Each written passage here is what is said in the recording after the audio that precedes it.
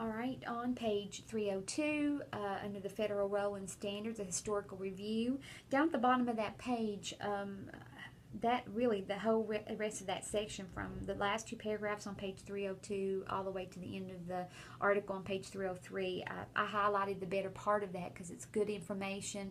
It provides the history of how all of the process with the standards first began as far as with No Child Left Behind. So really President George Bush, he got the support for the No Child Left Behind Act.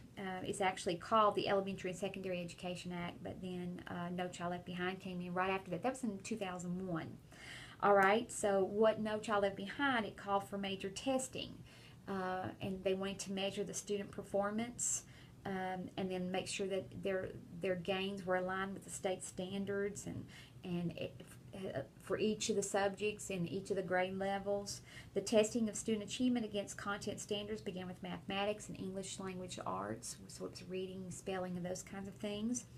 No Child Left Behind required all states to set standards for what a child should know and learn for all grades in math, reading, and science. Social studies was not mentioned in the No Child Left Behind. It was supposed to be being billed as well.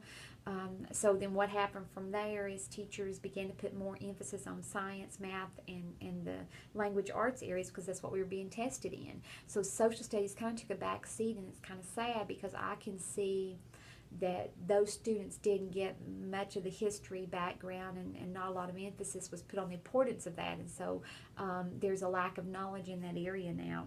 In addition, the states were required to set a level of proficiency for determining whether their standards were being met by students, some kind of testing mechanism, so I could see, did my students do what they were expected to do? Schools were expected to make adequate yearly progress, that AYP we've talked about before, as shown by their students achieving at the state's proficiency level, at grade level or above on the state test. Federal expectations were stated that low-income students with disabilities, ELL, English language learners, and students from different racial and ethnic groups, backgrounds were to meet state proficiencies for their grade level. They were categorized in separate subgroups within the testing. Anyway, if AYP was not achieved, one or more of these groups, by one or more of these groups for more than 2 years, the school would be identified as needing improvement. You went on the list and not the good list. No Child Left Behind also required that by 2013 all students would be at the proficiency level for their grade level. I think the first date actually was 2011. When that didn't happen, it kept being pushed out to give more time. It didn't cause the scores to go up like they anticipated. By 2011, it was clear that all children would not be proficient by 2013. So that's what that would lead to the majority of schools in the state being labeled as failing. So they would be on the bad list. So that wouldn't look good. So in the fall of 2011, President Obama announced a waiver process through which states could move out from under the achievable No Child Left Behind mandates. And as part of that waiver, okay, this is where I was talking about teachers were so excited. We have had schools in Hamlin County who actually did not hit AYP through the years, and the state has actually moved in and stayed for a whole year, circulating, giving feedback, giving workshops. Money was filtered in, and the schools would be off of the bad list within a year's time. More people in the building, more money coming in, it equaled higher scores. More programs were built for students, tutoring type programs, and just all kinds of stuff started going into effect, and it made the difference in the scores. Now, that was prompted only because we hit the bad list.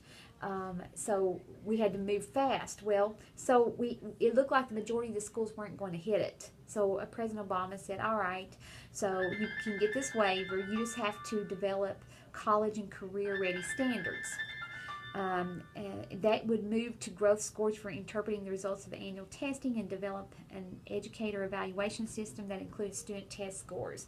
And there's when the trouble began, because that's when we developed this tying 35% of your paycheck as a teacher to student scores and how well they do.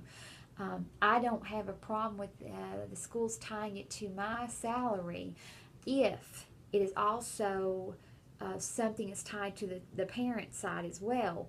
I can't do it alone. You can't do it alone. We have the students 7.5 hours a day, but we can't change every facet of their life in that 7.5 hours. We've got to have that parental support. I can say, read 20 minutes every night before bed, and if a parent doesn't back me up on that, I've whistled in the wind. It's done no good. So I can't, I could try my best to up scores, but if I don't have the support from the parent, it's not going to help me when the child leaves to go home. So I guess that's where the waiver came in. I'm wondering, maybe we should have just said, oh, no, that's okay. We'll just take the AYP and hit the bad list, and then you send your people in. I think part of it was the government realized there were going to be so many schools, they wouldn't have people to go in and not enough funding to take care of it. So this was kind of probably a way out for them as well. And we as teachers accepted that, and as school administrators, we accepted that, and then the move began. So that's, a little bit of the history of how we've evolved from the standards and how we are where we're at. Anytime there is a waiver for something, it's not going to come without a price. So always keep that in mind. I hope if I've taught you anything, it's to think farther than today. Think about, what does this mean 3 years down the road? What would this mean 10 years down the road? What would this mean 6 months down the road? Don't just do what feels good today. Think about the consequences later on.